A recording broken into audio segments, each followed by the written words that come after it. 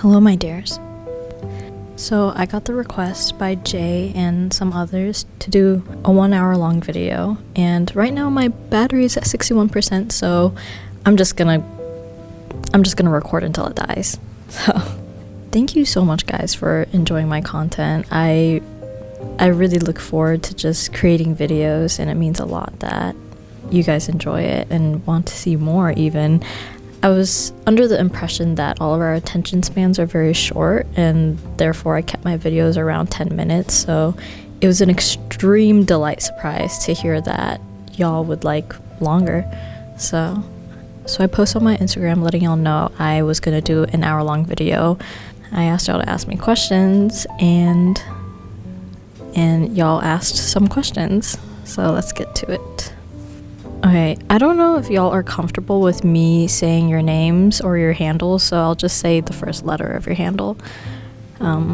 First one by Jay, favorite music artists. So I'm gonna say something extremely basic and say I listen to everything. I listen to a lot of different things.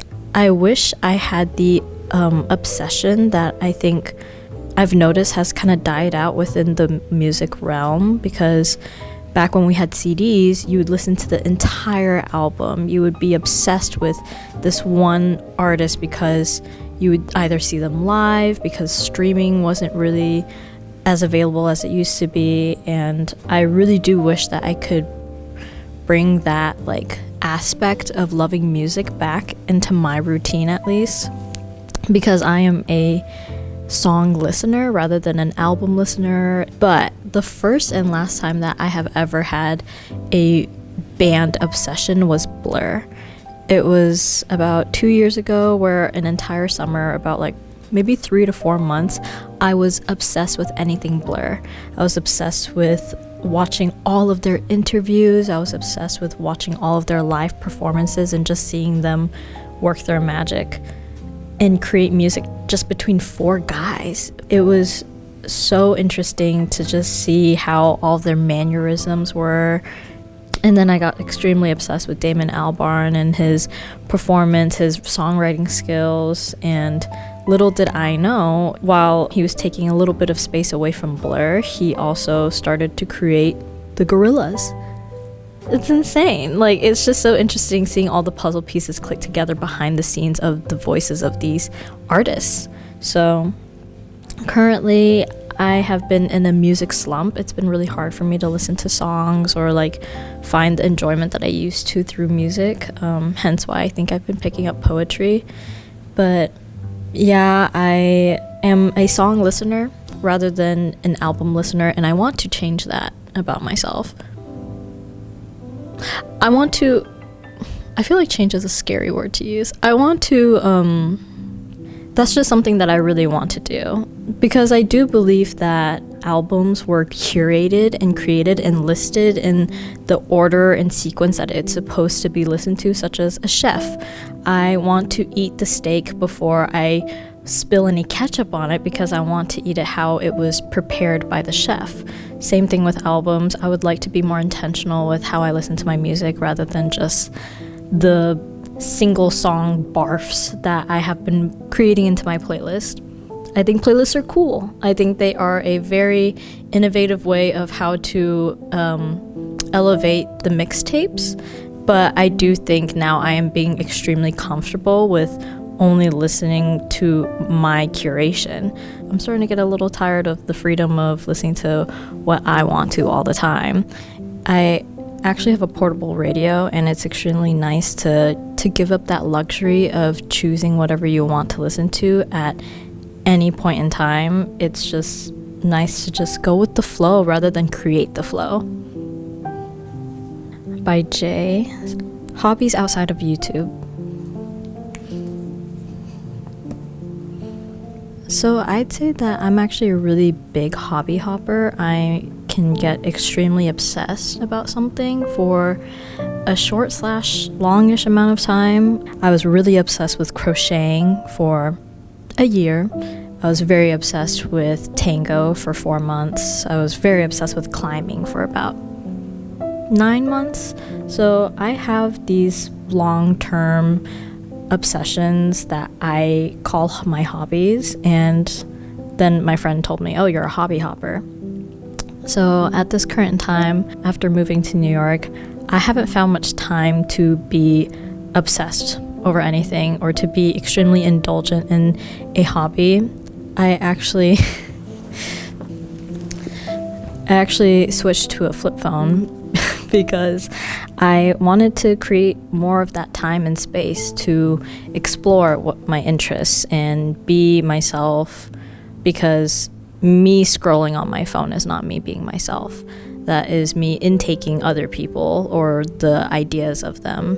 And it was really easy to compare myself. So I have disconnected myself a little bit, but not in the sense that I want to be away from others. I just want to be closer to myself. Therefore, I guess the answer to this question is that it's in the works. I feel like a lot of the hobbies that I like to do, I turn them into work. I really liked acting, so I pursue acting. I just liked to do poetry for fun, and then it became my main form of content on TikTok. I liked to write short stories, and it's been a while since I've done that. I actually really would like to read y'all a couple short stories if you would have me. And yeah, I liked filmmaking, I liked acting, I liked dancing, I liked singing. Actually, I guess that's a hobby that I have. I like to sing and write songs. I've been a little apprehensive to share them here. It's just another form of journaling is how I see it. It's a different way for me to express an emotion truly through the inflections of my voice, and all of the words that I say in my lyrics are extremely applicable towards a thought that I'm having or a memory that I am re-experiencing. So I guess in summary, my relationship with hobbies is that I love to try new things, and I love to be obsessed with new things. I love to get really skilled at it, and then I like to move on. So I guess songwriting and short stories are probably the current ones. They all have their rotation, they all have their ins and outs, their times of hiatus, their times of activeness, and songwriting has kind of always been there since I met my last partner in 2022. Actually, how I got into songwriting was when I was in a group and we called each other Promptbees Posse. And as to why we called each other Promptbees Posse is because there were 4 of us and we all considered ourselves to be extremely creative, but we didn't feel like there was any space for us to put our creativity. So then one of the friends in the 4 would submit a prompt into the group chat, and we had until midnight to submit anything we wanted pertaining to the prompt. It could be a song, it could be a poem, it could be a drawing, it could be a video, literally anything, as long as we were exercising our creative muscle. Due to Promptbees Posse, I picked up my roommate's Spanish guitar, and I started learning chords, and I started making songs, and I was falling in love with my now ex at the time, and I wrote a lot of songs about us falling in love. So when we broke up, and around the same time that I bought this camera and I started my first YouTube video, I don't want to keep all the songs in my laptop, so I decided to re-record it and post it on Spotify as an EP called When We Were Each Other's. And it was a really nice healing way for me to let go. I can see in the point of view of where it looks like I'm holding on, because it's like, why did you release the songs that are about him and y'all falling in love? But in my point of view, I still love these songs. I still have love for the smitten girl that I was when I was writing these songs for the first time, picking up a guitar with the same 3 chords. Like, I think that it's really sweet, and I don't want to put any hate into these songs because they were stemmed from love. Just because the love doesn't exist anymore doesn't mean that it has to be converted into anything else. Next question. Have you ever thought about dating to learn more about what your preferences are? Extremely. Are you kidding me? It's like, yes, because I do believe that is what dating is for.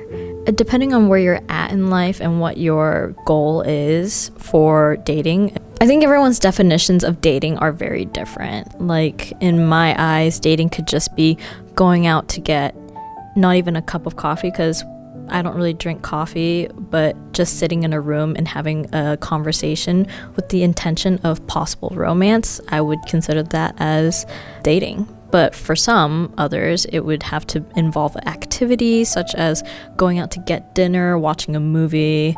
That could be what someone considers a date. But for me, just potential intentional conversation is kind of what I see as dating. And yeah, I mean, I wouldn't really shy away from that word. Anyways, preferences. I think it's okay. I think it's okay to kind of dip your toe in the water, see if it reacts well to your toe, and move on from there. Because as time passes, our toes age. This is a crazy analogy. Our toes age and they're gonna be more sensitive to different temperatures. Like, it's okay to figure out what you like, and it's okay to realize that what you like changes.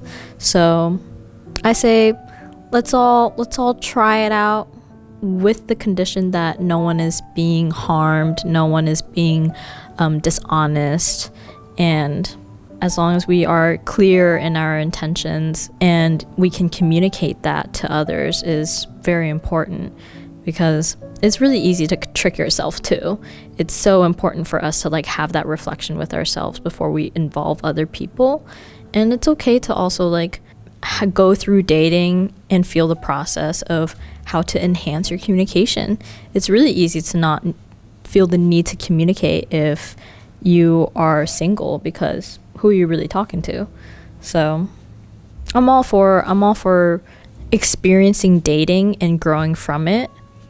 I don't want to use the term of using dating as a way to grow, because you can definitely grow by yourself as well. Okay. Next question by W. You are my main poetry inspiration. Who are your poetry inspirations? That's so kind. Thank you. When I first moved out to New York, I wanted to get a poetry book just because they were thinner. I have a hard time reading thicker books, and I went to the poetry section. I flipped through all of these books, and I didn't like them. I really like to play with the imagery of things, and the one book that I flipped through dozens of was by Olga Cabaret, I believe is the name. That book really propelled me into a lot of the poems that I wrote at the beginning of my TikTok career. And yeah, I think that her words were so clever. The picture that she would paint was just so alluring and immersive, but also gut-wrenching and kind. It's so, she was able to operate both sides of the spectrum and balance it out into one poem, and I can't recommend her enough. I would like to read more of her things, so yeah, maybe I'll do that. How do you deal with the uncertainty of the future? I guess I've already had my phase of hyper control, and no matter how prepared you think that you can be, life still knows a lot more than you do. I mean, that's just the nature of the fact. Your brain, it can hold a lot. Your brain can hold a lot, and I'm not saying that you haven't been through enough, but life has been through more. And you're gonna lose the battle. You're gonna lose the battle of trying to outsmart it, trying to predict it. And at one point, I was just like, why am I resisting so hard to believe that I know more, to believe that I know better? Once I like switched my way of thinking of, oh, we're all just kids. At the age of 18, when the clock strikes 12, it doesn't mean that, oh, you're an adult now, you have all of the wisdom in the world and take what you will with it and ride into the sunset. It's like, oh, I'm still a kid. And as we grow in age, 20s, 30s, 40s, that doesn't necessarily mean that you are being wise without putting in the work of actually being wise. So with that being said, when I switched my mentality of, oh, I don't have to know all. It's not offensive for me to not know all. And I don't think at any age it's going to be offensive for you to not know all. I actually extremely admire a lot of adults that can admit that they don't know something, because that shows that they are open-minded to learn rather than they have an ego of needing to be prideful that they are the smartest in the room. Yeah, once I kind of just made that mental switch of, I want to learn. I am mature in my own ways, and I am extremely immature, and my knowledge lacks in other ways too. But I like being in rooms with other people where we can kind of fit together like a puzzle piece in the ways of how they are mature and immature with mine, and then we can converse and maybe trade knowledge. So anyways, once I made that switch, I was able to let go of the predictions of what I had for life, because when you live by expectation, the disappointment of when the expectation is not met is devastating because you lived by it rather than living by life. Yeah, I guess in summary, life knows more than you, and that's okay. If anything, that's what it has always been. I'm grateful now for like the religious journey that I've had, and where I guess I'll talk about it now. Specifically last year in 2024, I realized that I knew nothing about religion. And this was a point in time of where I was quite hungry for just knowledge, specifically knowledge that I was lacking in. I call this, I guess, my religious journey. It was in 2024, like January of 2024, of where my roommate at the time, she loved reading religious literature. She's very shy, and I am quite conversational. So she was reading about some Buddhist history and asked me if we could go to a temple. So I said, yeah, of course. So we went to the temple, and her and I were just so curious about so many things as to how they practice, why they practice, what they do, but she couldn't really ask these questions herself, even though she had read so much about it. She's like, oh, like the dots are connecting. So I would ask the questions, and then when we went home, we talked about what I noticed between the human behaviors, the social dynamics, and she would relay it back to the scriptures and literature. So it was actually really insightful and so fun to just experience that with her. That for the whole month of January 2024, we practiced Buddhism. We studied it, and then in February we practiced and studied Christianity, specifically in the non-denominational branch. In March we studied Islam, of where we would go to the mosque and try to be respectful as possible in terms of how we were not trying to take up space that we weren't invited to do.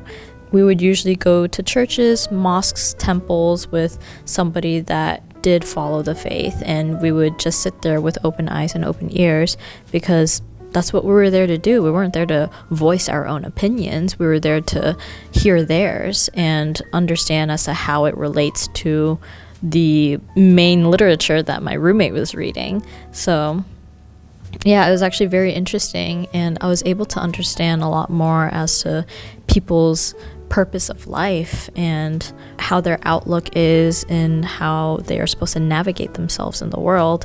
It was actually very eye-opening and very interesting to see as a person that grew up as atheist.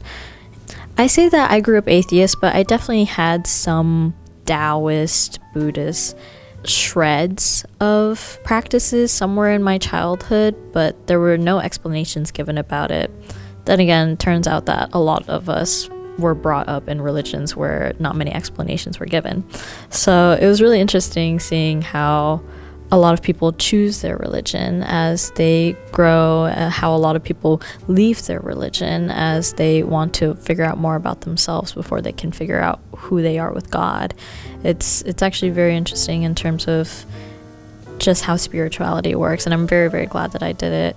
When I moved out to New York, I tried to understand more about Catholicism, and I say that we practice not in the sense that we were Christian for the month. It was more so like we would try to respectfully undergo the routines of how a Christian would, such as Sunday service, or for Islam, like washing ourselves before going into the mosque and being covered.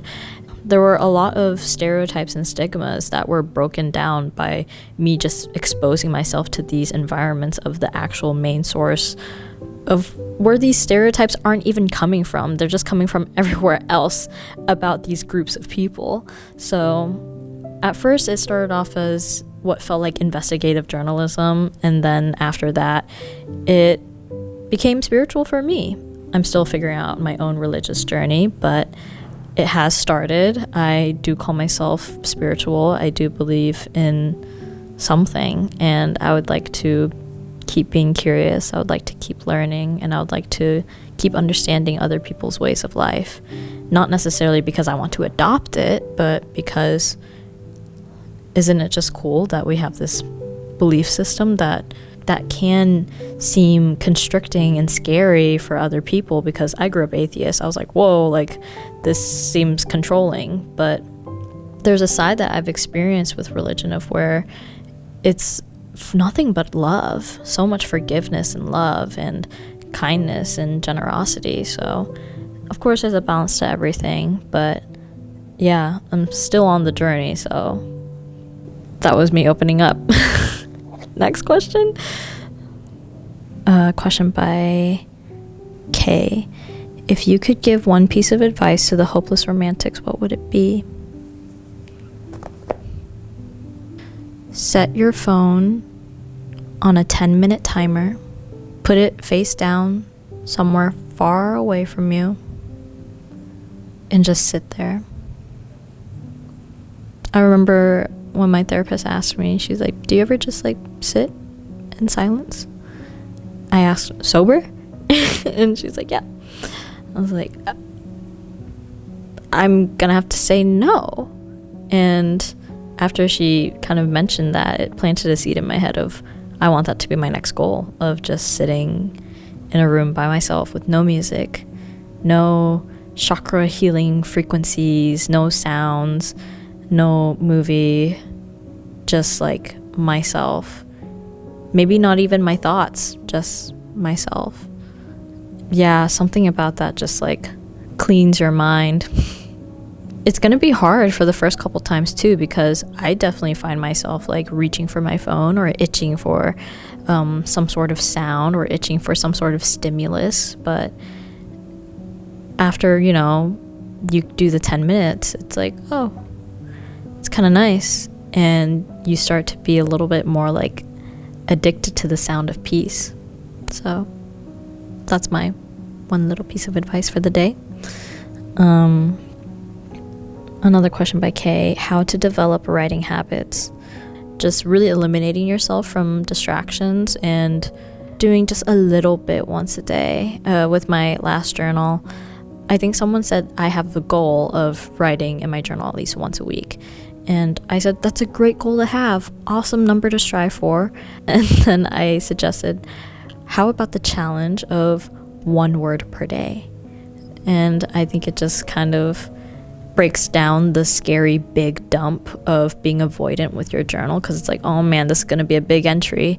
But if you do the 1 word a day, just like good or sad, then it could just be something gradual, something casual. It breaks down like the the grandness of it, because once I became more casual with writing, it became casual with me, and it was so easy for us to like each other. What helped you realize that you were over someone / let go of that unrequited love? Patterns. I have been heartbroken a handful of times, and with that heartbroken trail, I was able to discern a pattern from each one, not just with the person, but with myself. Like, how did I react when that happened? Was that similar to the last heartbreak? And just noticing patterns really helps me let go, because, you know, love is so reliant on hope too. And a part of growing up is opening your eyes and understanding hope can be dangerous if it consumes your heart. How should I approach a girl who's been cheated on? I don't really know how to answer this question, because I feel like you should approach someone in the same way if they've been cheated on or not. I don't think that you should change in how you speak to someone based off of their past. As long as you're not saying anything hurtful, whatever you have to say, it shouldn't change based off of who they are, as long as you are speaking from a good heart. What motivates you during hard times? By C. So I have this little practice of where when I meditate, I see my younger self. When I meditate, I am in like an all-white room, and I'm just walking. And with every thought that pops into my head of, oh, you have to do laundry, I put it in a little box like this small, and I put it on the ground, and I keep walking through this white room. So then there's like lines of little boxes behind me, but as I keep walking in the room, they diminish into the background, and it's just me in this white room. And once like the line of boxes is nowhere in sight, I like look around and I say, Lucy, where are you? And there's like a little girl, there's little me. And either she's playfully jumping or she's sulking in sadness. She's there.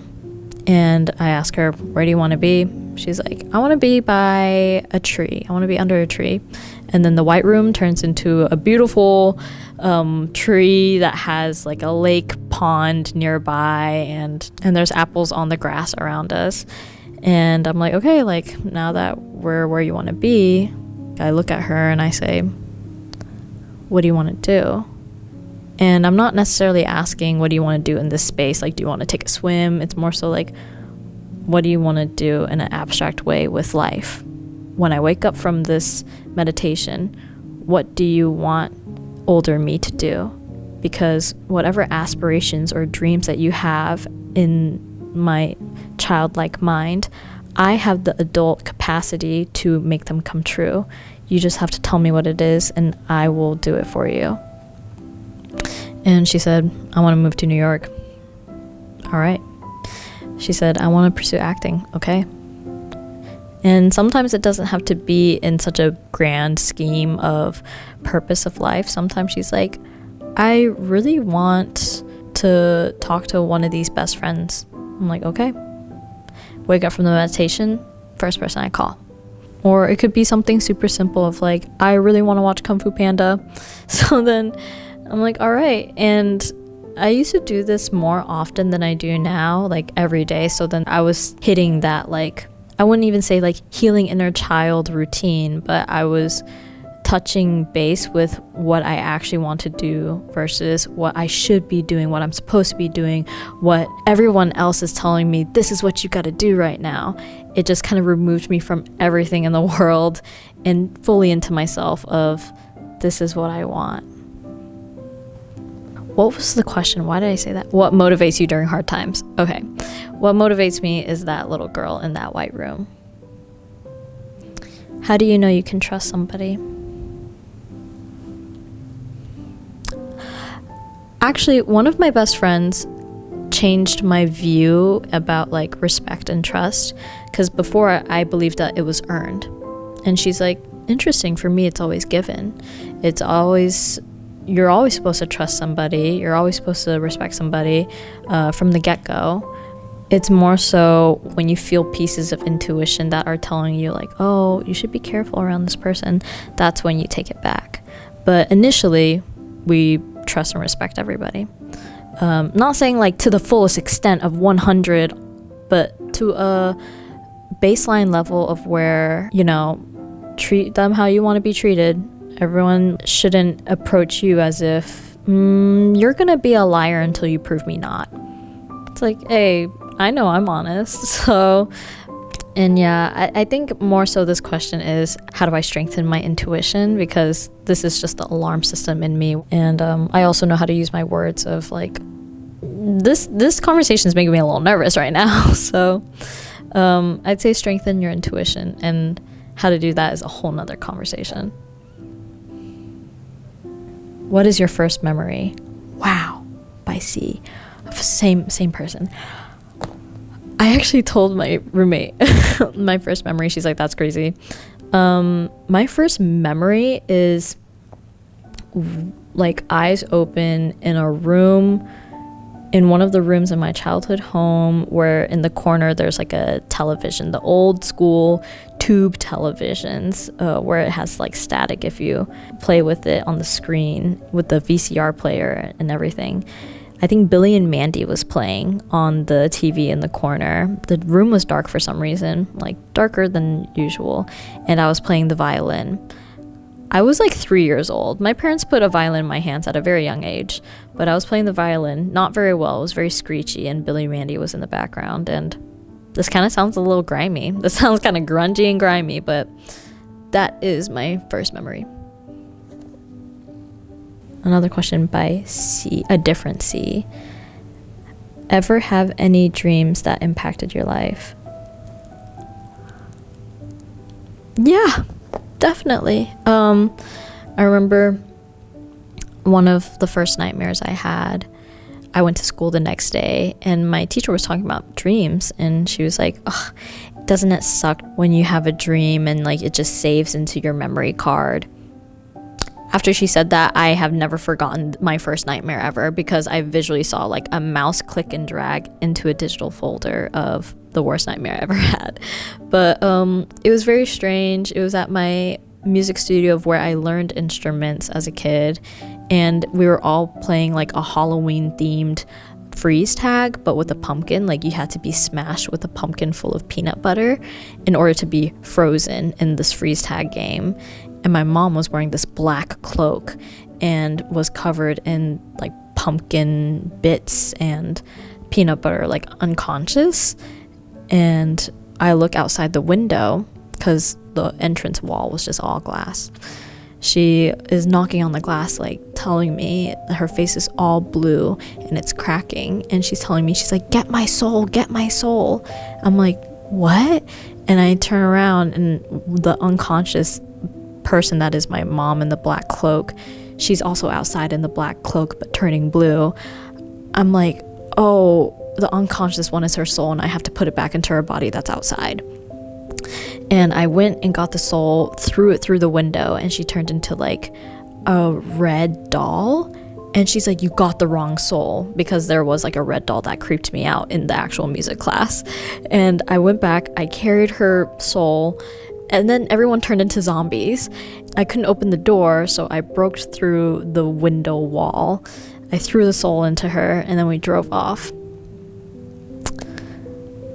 So I'd say with that dream, that being said, with that dream, I learned a lot about loyalty, because with everything that was going on, like seeing like my mom like face crack, and knowing that this journey that I had to go through, fighting through zombies, getting over my fear, it was like, put your fear aside right now. There is some stuff to do, and there's just no way that you can opt out of this right now. So I think with that, I learned a lot about loyalty and determination, and just putting my fear aside for the better of the situation. And I had that nightmare when I was like 7. I don't understand how I knew what a soul was or spirit, but Do you feel like romance is dying? Like the idea of intimacy these days is just sex?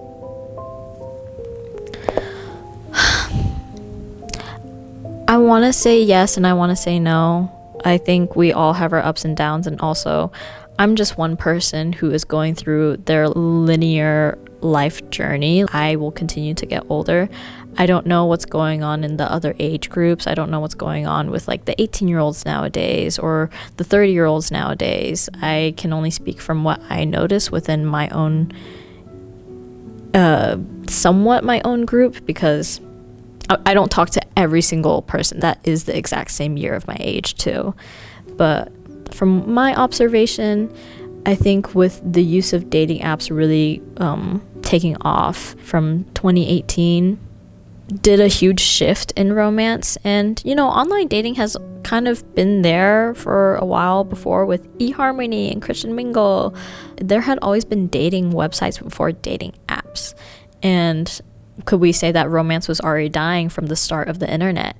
So dating apps, I think it was a very easy way to deliver love, or to deliver the idea of love, of, oh, you can find your next husband here, you can find your next wife here, you can find the mother of your children here, or even just to deliver intimacy partners, which is okay. We can be consensual adults that agree to activities. However, I think with that freedom of like, oh, I can experiment, and it's the ease of doing so has definitely killed the conversation that happens in between these moments.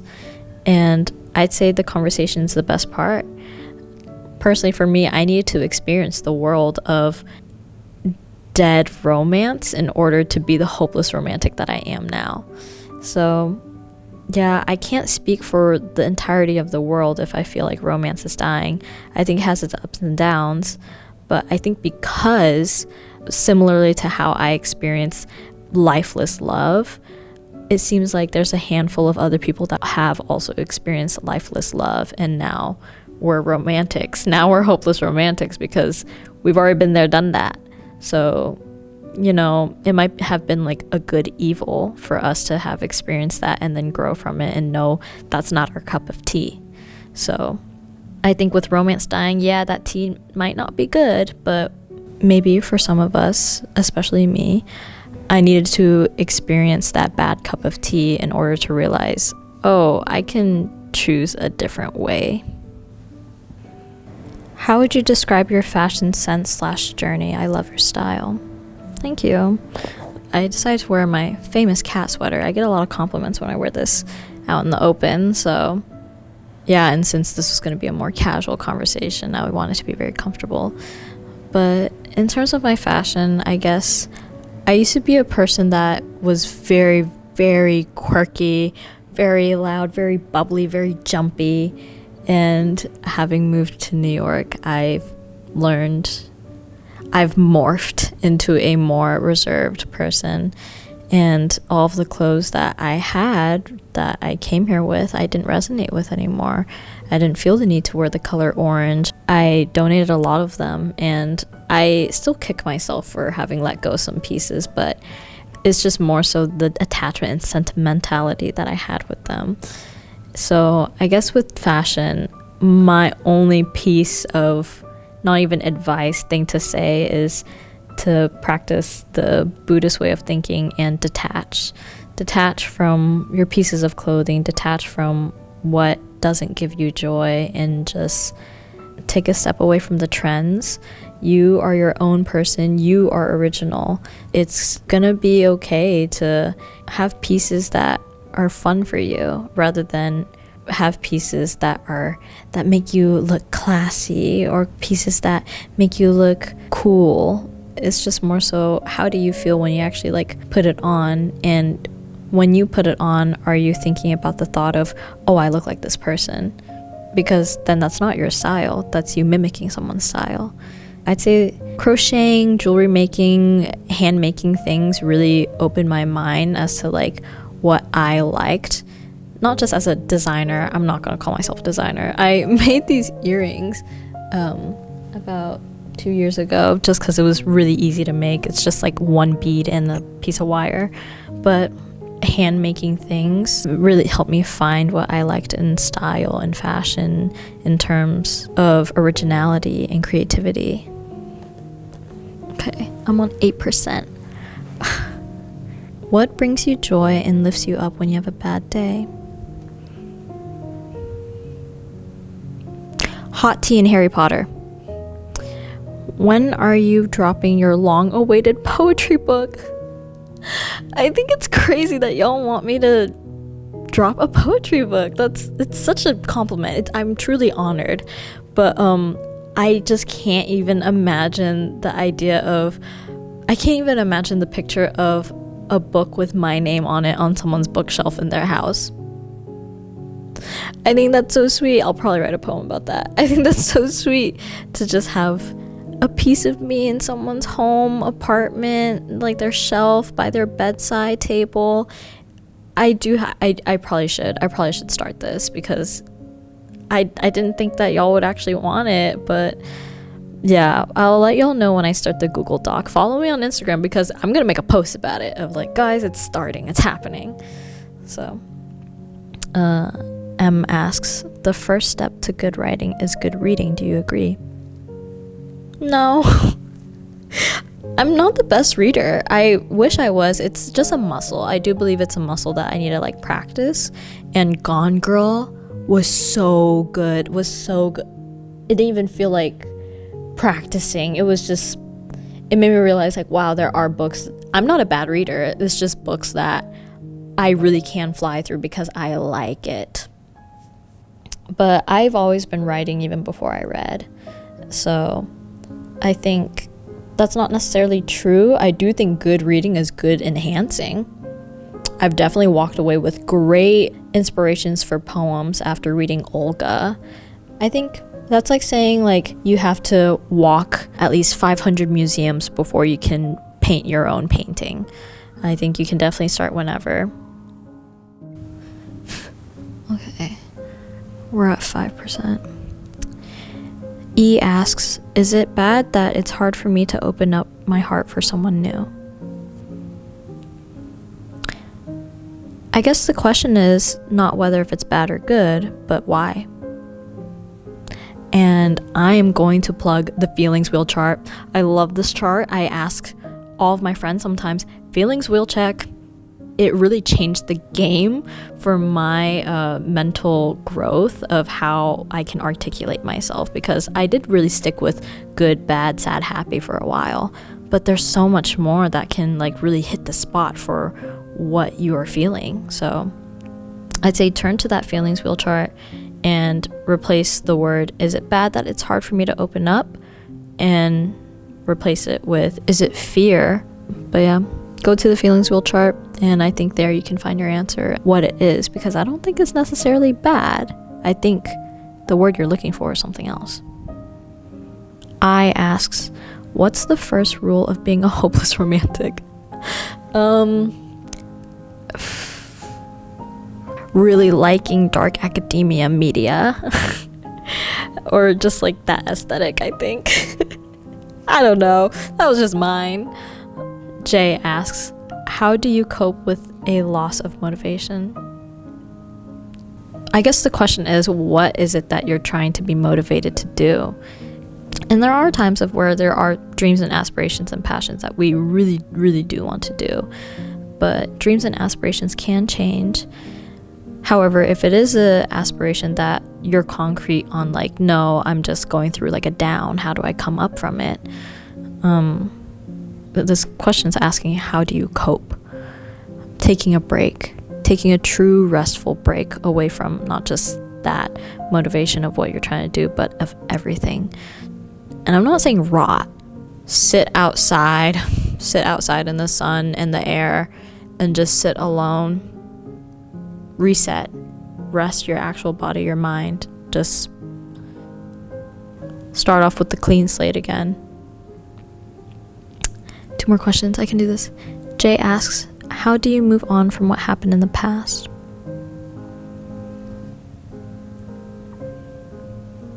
Taking away blame, taking away fault, and just understanding it is what it is. It is the way of how things panned out, and even if you deserved a different way, even if you wanted a different way, even if you think you needed a different way, you can't go back in time, and even if you did, you can't convince a person to respect you in the way that it should have happened, or change anything. Honestly, if you went back in time, the only thing you can change is what you do, not what someone else does. And my last question is, if not currently, what do you think makes you happy? Honestly, it's you guys. You guys are, I didn't plant that to be my last question, but it was. You guys genuinely bring so much light into my day, and I cannot believe that I have accumulated about 10,000 of y'all. What the heck? That's crazy. But thank you so much for supporting me and just liking me being me. So, yeah, I hope y'all enjoyed this hour-long conversation. I'll edit it and we'll see if it even reaches an hour. But my battery is about to die. Thank you so much, my dears and my romantics. Let me know if you like longer form content like this, and I will see y'all next week. I wish you to have the best day ever. I wish you to have an amazing 7 days and amazing 7 sleeps. Thank you so much, my dears. I love you very much. Bye, guys.